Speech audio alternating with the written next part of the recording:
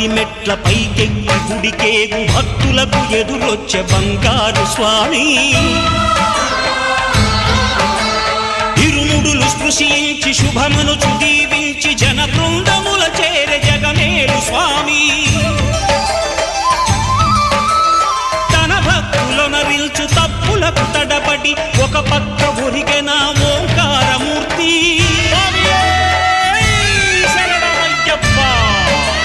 స్వాములందరూ తనకు సాయము కాగా ధీమంతుడై లేచె ఆ కన్య స్వామి పట్టబంధము వీడి భక్తతతికై పరుగు పరుగున వచ్చె భూమిపైకి నరుడై